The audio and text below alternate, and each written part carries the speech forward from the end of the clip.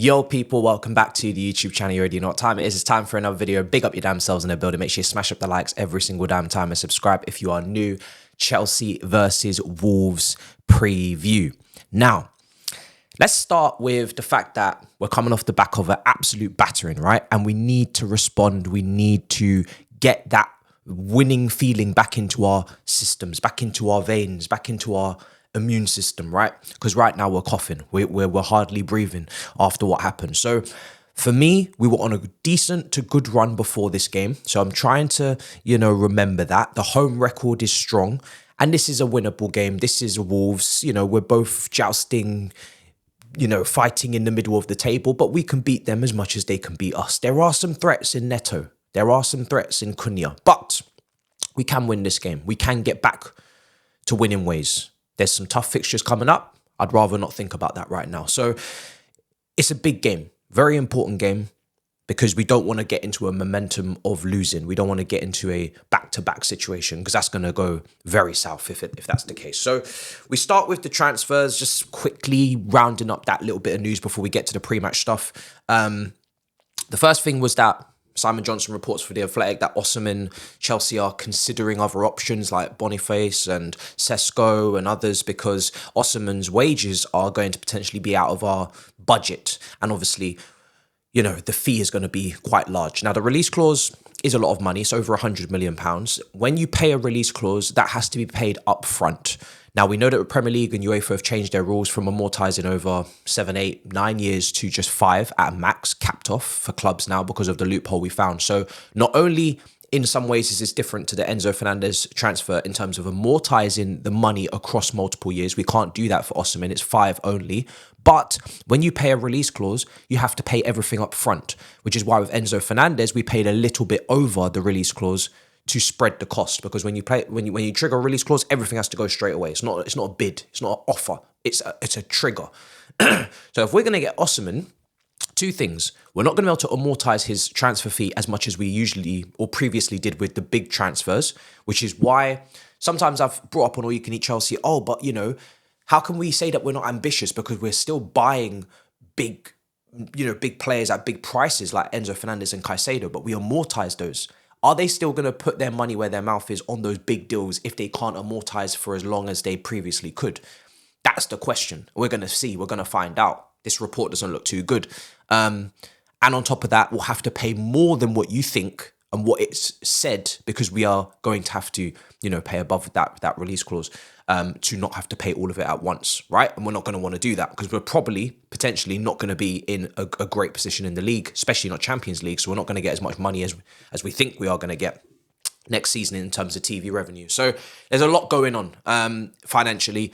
We've heard about the potential FFP issues, 30th of June, accounting deadline days, 100 million having to be raised from selling youth products.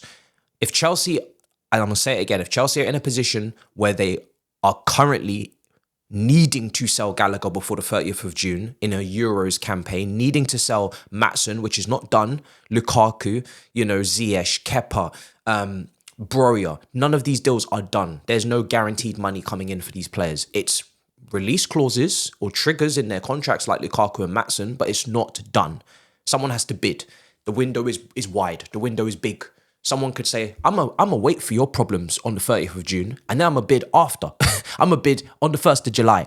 That's not good. The only guaranteed money is Lewis Hall from Newcastle, 28 million. Outside of that, we need to be blessed. Don't tell me we can sell these players and we're going to be fine because there's a deadline to sell those players. If there's a deadline, that's not good enough. That's not good. So moving on to the next thing in transfers, which is the last thing, which is Pochettino says we are talking about trying to find for next season a good specialist. Look at West Ham, what's changed after and before. It's not the same. The taker is James Ward-Prowse. You add a player like him, you increase the percentage. We've complained on matches. Why are we taking it short? Why are we playing it short when we've got Disasi in the box, Silva in the box, Colwell in the box. We've got 3 centre-backs on the pitch most times, Badiashile add in there too. Why are we taking it short? Why are we not going direct? He doesn't seem to think we have any good set-piece takers. From free kicks, we definitely don't. Reece James is not even like a known free kick taker in terms of consistently hitting the net, but he's a good shooter.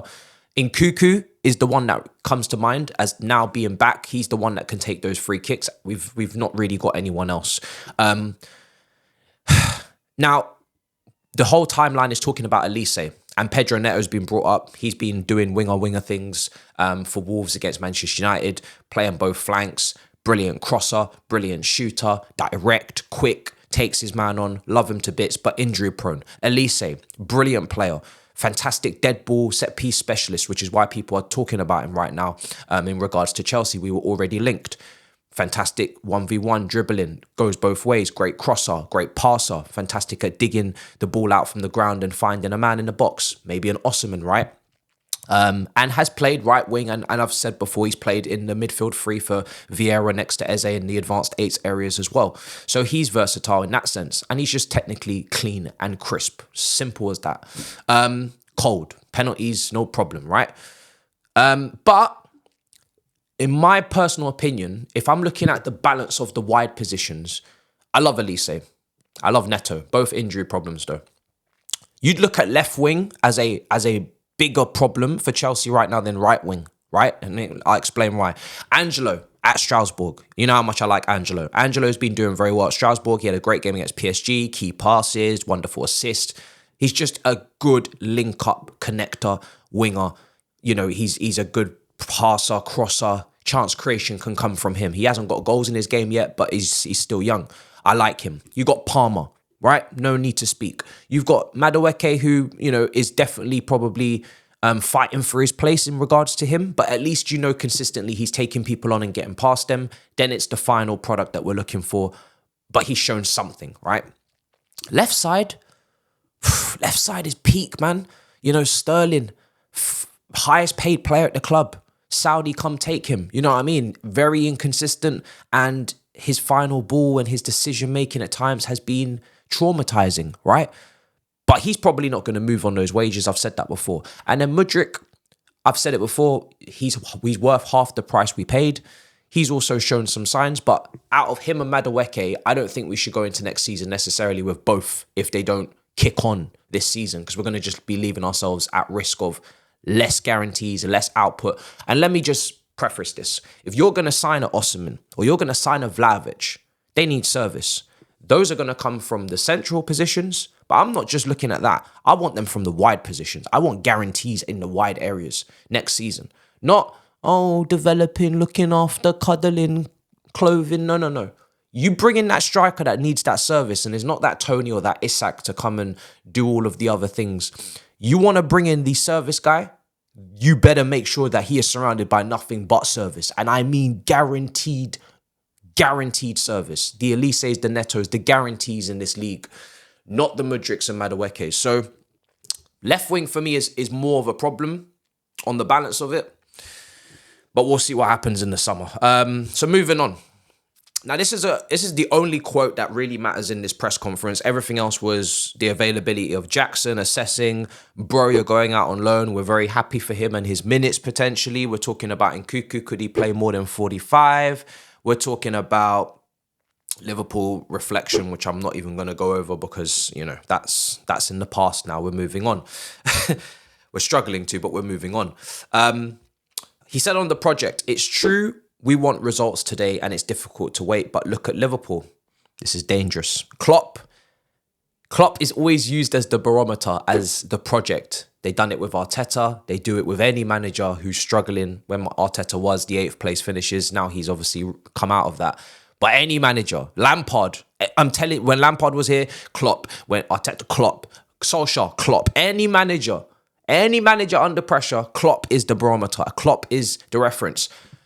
Does it matter that Klopp won 2 titles at Dortmund and reached Champions League finals? They don't talk about that. Does it matter that Klopp has already shown that he can deliver at the top level in terms of that? No. Now, obviously, Liverpool's way of doing things and Chelsea's way of doing things is completely different, right? So as much as I'm going to read the rest of this, he's going to compare. It's not the comparison for me. At Spurs, we beat them 4-1 at Wembley in 2017. A few years later, they won the Premier League and Champions League. So that loss was not the end of the world. Now, I agree with that, right? The 4-1 loss to Liverpool doesn't have to be the end of Chelsea Football Club. We can come back from that. Actually, we can come back from that in this very month. Go and beat Liverpool with a different setup and system. Maybe be a bit more humble, not press them, sit back a bit lower, 3-4-3, counter-attack, Tommy T. You do that and we win that game, that is literally correct. To a lesser extent, obviously not Premier League and Champions League, but we have put that to the back of our mind and moved on from it if we beat them in the Carabao Cup. The problem is with Klopp and Liverpool is their success didn't come by fluke. It come from Edwards having that sporting director in line with the manager in terms of recruitment, which is not what we do. We tried to sell Gallagher from under your very nose. We tried to bring in Jason Derulo, aka Jason Duran, Julian Duran. We tried to do things that go against what the manager wants. Ronaldo, even for Tuchel on the WhatsApp messages. The board or the recruitment team are not in line with the manager's needs, wants, and requirements because they have to feed into what you have to feed into what they want. You wanted a striker in January. Don't lie. You wanted a striker. You didn't want Breuer to go to Fulham on loan and not get a replacement. Don't lie to me, Poch. You wanted a striker. Did you get one? No. No, you didn't. So, at the end of the day, and it's not like Klopp gets everything he wants, but they see what Klopp is trying to do systematically, approach-wise, and they mirror it with their recruitment. They don't buy 16, 17, 18, 19-year-old Brazilians to their heart's content and leave you strikerless, leave you in the wilderness.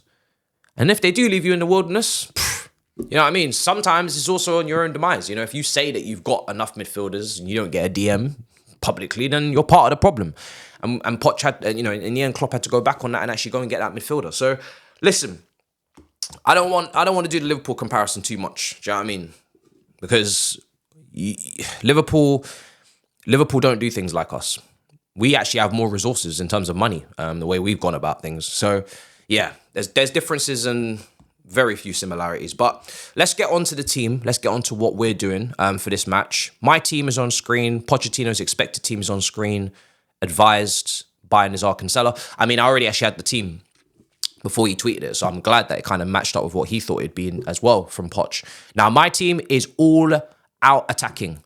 It's twitter.com's XL. It's everything that you want and need. You will be drooling.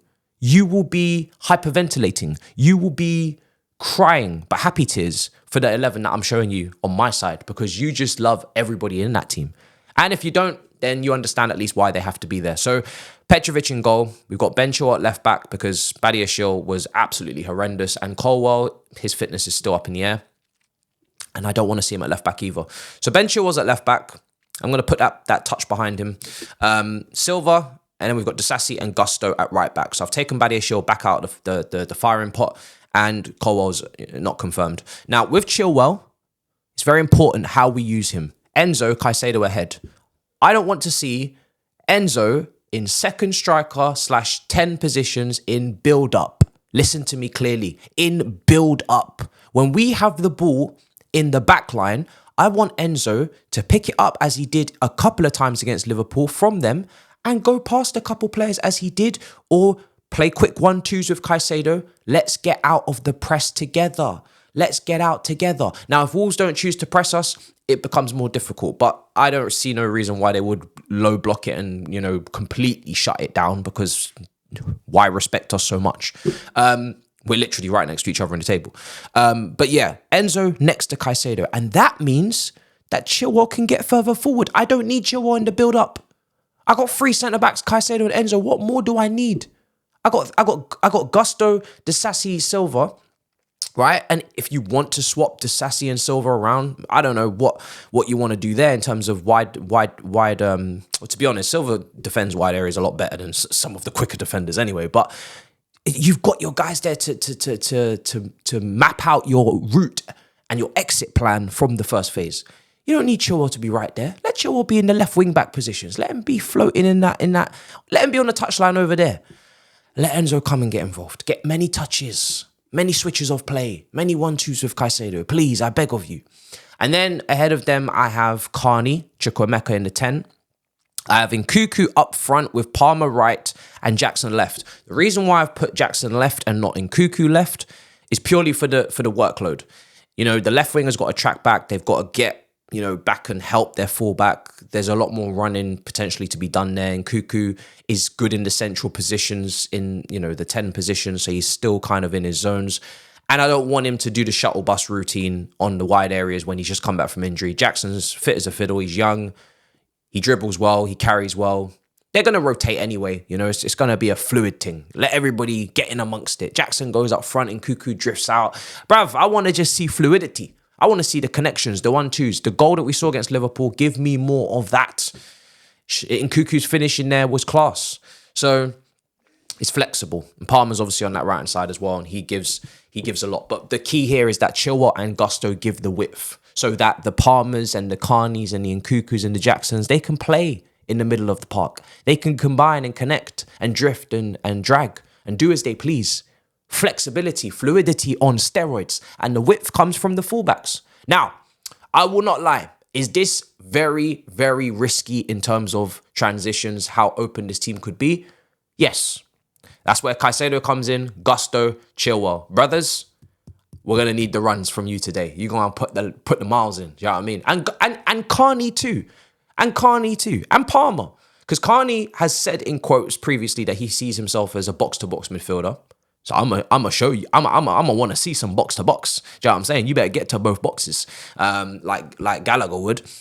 And Palmer, you're no slouch. Get stuck in, of course. So yeah, that's my team. Pochettino's team will probably have Sterling in the starting 11 with Palmer, Nkuku. You know, I don't think Carney will probably start in his team.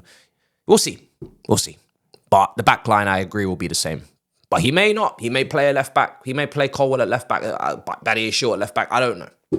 But his expected team from Nizar Kinsella is reported and on screen. So, you know, whatever he does, he does. I can't predict it anymore. There's too many players available now for me to predict what Pochettino is going to do. God forbid if the whole team's fit. But yeah, my score prediction, guys, is probably a 2-1 win. I think Neto is going to be a problem for them. Wolves' expected teams on screen. Pedro Neto, watched him against Manchester United. Very, very problematic, which is not new information. Obviously, we know Cunha, not the sharpest in front of goal, but very good ball carrier, dribbler, connector. But Neto is the key here. I don't know if I think Hee-chan's at the Asian Cup, which is a relief, but Neto is a problem. Right side, cutting in on his left, taking those shots. He'll go over to the left side, putting the crosses on. Bro, he don't mind what flank, but he will cause problems. He'll come into the 10. He'll do things in there. Neto's the problem. He is the key. You shut him down, then you stand a chance. And we saw their performance in the second half against Man United is very brave. First half, they got absolutely dominated against Man United, destroyed. Man United should be 3-4-0 up. Second half, they showed a bit of fight, a bit of resistance, and came back into it. So they caused a scare. So they almost took something until Kobe Mino, decided to do a madness. So be very careful, Chelsea. It's a very good Wolves team, coached by a very good manager in O'Neill. They've shown that this season. Warning, warning, warning. Must win. And you need to perform. You need to bounce back. You owe it to the fans after that disgusting performance at Anfield. So, Pochettino, good luck to you. You're going to need it. There's a lot of managers available in the summer and people are talking. Guys, make sure you smash up the likes. Make sure you subscribe. I'll see you guys next time. Big up your damn selves. In a bit, people. Peace.